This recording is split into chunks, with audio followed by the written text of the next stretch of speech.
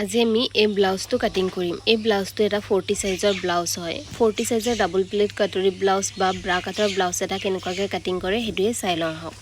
প্ৰথমে মই আস্তাৰ কাপোৰটো লৈ লৈছো আৰু আস্তাৰ কাপোৰতে আমি প্ৰথমে কাটিং কৰিম। আস্তাৰ কাপোৰটো কেনেকুৱাকৈ চাৰিটা ভাঁজ কৰি পেলাই ৰাখি লৈছো। এয়া দেখিছে। এতিয়া আমি ফুল লেন্থটো লৈ লম।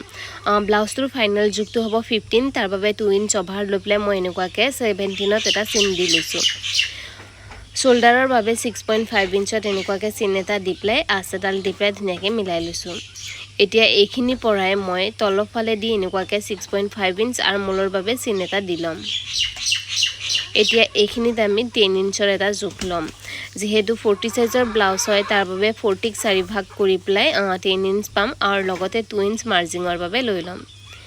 এইখিনিত আমাৰ 9 ইঞ্চ লম, যিহেতু এইখিনি অংশ আমাৰ 36 সাইজ হ'ব তাৰ বাবে, আৰু এইখিনিত আমি 2 ইঞ্চ মাৰ্জিঙৰ বাবে লৈ ল'ম। এতিয়া এই দুইটা পইণ্টক মিলাই পাই ধুনীয়াকৈ আঁচডাল দি ল'ম। এতিয়া আৰ্মহোলৰ ৰাউণ্ড শ্বেপ দিবৰ বাবে 1 ইঞ্চ আৰু 1.5 ইঞ্চত ধুনীয়াকৈ এনেকুৱাকৈ ৰাউণ্ড শ্বেপ দি পেলাই মিলাই ল'ম। এইখিনি হৈ যোৱাৰ পাছত আমি ফ্ৰণ্ট নেকৰ জোখ ল'ম। এই ব্লাউজটো অলপ ডিপ কাট হ'ব, তাৰ বাবে মই ফ্ৰণ্ট নেকটো 6.75 লৈছোঁ আৰু এনেকুৱাকৈ 3 ইঞ্চ লৈ লৈছোঁ। তাৰ পাছত এনেকুৱাকৈ 3 ইঞ্চ জোখত এটা ঘৰ বনাই লৈছোঁ। ঘৰ বনাই পেলাই এতিয়া আমি ইয়াত ৰাউণ্ড শ্বেপ দি পেলাই আমি ৰাউণ্ড শ্বেপ দিওঁ বা স্কোৱাৰ শ্বেপ দিওঁ, যিকোনো শ্বেপত আমি ধুনীয়াকৈ মিলাই ল'ব পাৰিম। তাৰপিছত আমাৰ যিটো ফাইনেল জোখ আছিলে লেন্থটো 17 ইঞ্চ, তাত এটা চিন দি পেলাই মই এনেকুৱাকৈ ধুনীয়াকৈ আঁচডাল পাৰি লৈছোঁ। আৰু ইয়াত আমাৰ যিটো নেকলাইন হয় তাত আমি ৰাউণ্ড শ্বেপটো দি লৈছোঁ। এতিয়া আমি বেল্টৰ বাবে এটা জোখ ল'ম আৰু এইটো মই 13.75ত এনেকুৱাকৈ চিন এটা দি লৈছোঁ। তাৰ পাছত ইয়াত ধুনীয়াকৈ চিধাকৈ এটা আঁচ পাৰি লৈছোঁ। এইটোত আমি বেল্টটো ৰেডি কৰিম। তাৰ পাছত এই ওপৰৰ ছাইডটো বা ছাইডৰ ছাইডটোত জাষ্ট মই অলপ ৰাউণ্ড শ্বেপ এটা দি দিছোঁ। এতিয়া আমাৰ এইখিনি অংশটোক আমি 3 ভাগ কৰিম। বেল্টটো যিহেতু 9 ইঞ্চ আছিল, 9.5 তেনেকুৱা, তাৰ বাবে মই ইয়াত 3 ইঞ্চত এটা চিন দিছোঁ আৰু আৰ্মহোলৰ ছাইডৰ পৰা মই ইয়াত 2.5 ইঞ্চলৈকে চিন দিছোঁ আৰু এইখিনি নেকলাইনত মই 1 ইঞ্চত চিন দি পেলাই এনেকুৱাকৈ শ্বেপটো মিলাই পেলাই ৰাউণ্ড শ্বেপ দি লৈছোঁ। আৰু এতিয়া যিখিনি আমি জোখমাখ ল'লোঁ সেই জোখমাখ অনুযায়ী এইখিনি কাটিং কৰি উলিয়াই ল'ম। প্ৰথমে আমি যিটো বাহিৰৰ চিন আছে সেই বাহিৰৰ চিন অনুযায়ী কাটিং কৰি লৈছোঁ, কাৰণ এইটো বেক পাৰ্ট আৰু ফ্ৰণ্ট পাৰ্ট দুয়োটা একেলগে কাটিং কৰা হোৱা আছে, তাৰ বাবে এনেকুৱাকৈ মই প্ৰথমে কাটিং কৰি ল'লোঁ। এতিয়া আমি বেক পাৰ্টৰ বাবে যিটো মাজৰ পাৰ্ট এটা আছে সেই পাৰ্টটো উলিয়াই ল'ম। এই পাৰ্টটো আমাৰ বেক পাৰ্ট হ'ব। এইটো আমি সাইড কৰি উলিয়াই ল'ম আৰু বাকী কাপোৰৰ যি শ্বেপ লোৱা আছে সেই শ্বেপ অনুযায়ী কাটিং কৰি ল'ম। মই কেনেকুৱাকৈ কাটিং কৰিছোঁ আপোনালোকে দেখিছে, আপোনালোকেও তেনেকুৱাকৈ কাটিং কৰি ল'ব। আৰু এইটো একেবাৰে ইজি মেথড হয়। আপোনালোকে এইটো ডিজাইনত বা এনেকুৱা শ্বেপত যদি ব্লাউজটো কাটিং কৰে তেন্তে আপোনালোকে নিজেই এবাৰ ভিডিঅ'টো চাই পেলাই কাটিং কৰিব পাৰিব। খুব ইজি হয়, তেনেকুৱা বেছি প্ৰব্লেম নহ'ব আপোনালোকৰ। ভিডিঅ'টো সম্পূৰ্ণকৈ চাব আৰু যদি ক'ৰবাত কিবা বুজি পোৱাত অসুবিধা পাইছে তেন্তে কমেণ্ট কৰি জনাব, মই বুজাই দিবলৈ চেষ্টা কৰিম।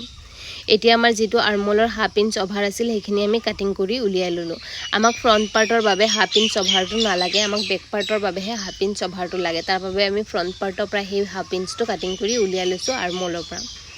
এতিয়া আমি এনেকুৱাকৈ কাপোৰৰ টুকুৰা এটা অলপ ডাঙৰ বা বেলেগ পাৰ্টৰ পৰা লৈ লৈছোঁ। তাৰ পাছত যিটো আমাৰ মাজৰ পাৰ্টটো উলিয়াইছিলোঁ এতিয়া কাটিং কৰি, সেই পাৰ্টটোক ইয়াত বহুৱাই লৈছোঁ।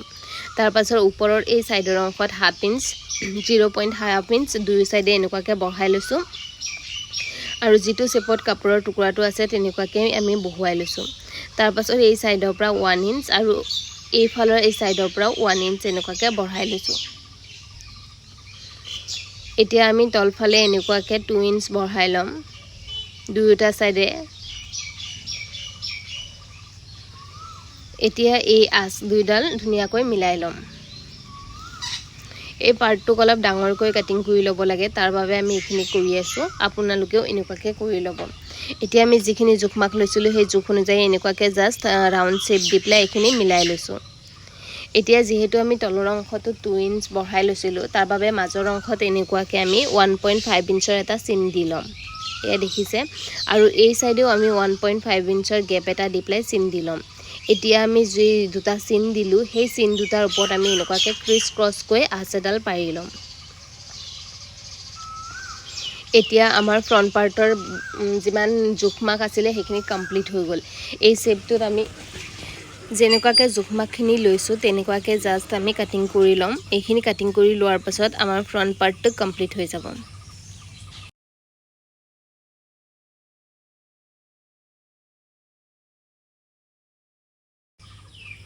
এতিয়া আমাৰ ফ্ৰণ্ট পাৰ্টটো কমপ্লিট হৈ গ'ল এনেকুৱাকৈ আমাৰ পাৰ্টকেইটা ষ্টিচিং কৰা হ'ব ইয়াত মই পাৰ্ট 1 2 3 এনেকুৱাকৈ দেখুৱাই দিম আপোনালোকে তেনেকুৱাকৈ এইটো ষ্টিচিং কৰিব এইটো আমাৰ ফ্ৰণ্ট পাৰ্টটো এতিয়া কমপ্লিট হৈ গ'ল এতিয়া আমি বেক পাৰ্টটো ৰেডি কৰি ল'ম বেক পাৰ্টৰ বাবে যিটো পাৰ্ট আমি প্ৰথমে উলিয়াই লৈছিলোঁ সেই পাৰ্টটো এনেকুৱাকৈ লৈ ল'ম আৰু ফুল লেন্থটোৰ পৰা আমি 1 ইঞ্চ কাটি উলিয়াই ল'ম যেহেতু আমাৰ ফাইনেল জোখটো 15 হয় তাৰ বাবে আমি 16 ল'ম আৰু 1 ইঞ্চ কাটি উলিয়াই ল'ম ফ্ৰণ্ট পাৰ্টত আমাৰ বহুত পাৰ্ট কাটিং কৰি পেলাই ষ্টিচিং কৰা হয় তাৰ বাবে 2 ইঞ্চ অভাৰ লাগে বেক পাৰ্টত আমাৰ 1 ইঞ্চ অভাৰ হ'লেই হৈ যাব তাৰপিছত নেকলাইনত তেনেকুৱাকৈ 3 ইঞ্চৰ এটা চিন দি লৈছোঁ তাৰপাছত আপোনালোকে ডিপ কাট দিব বিচাৰে নে কম কাট দিব বিচাৰে সেইটো আপোনালোকে আপোনালোকৰ জোখ অনুযায়ী কাটিং কৰি ল'ব মই ইয়াত 11 ইঞ্চৰ কাট দিছোঁ আৰু আপোনালোকে যদি ইয়াতকৈ কম দিব বিচাৰে কমো দিব পাৰিব আৰু যদি আপোনালোকে বেছি দিব বিচাৰে বা বেলেগ কিবা ডিজাইন দিব বিচাৰে তেন্তে আপোনালোকে আপোনালোকৰ ডিজাইন অনুযায়ী দি ল'ব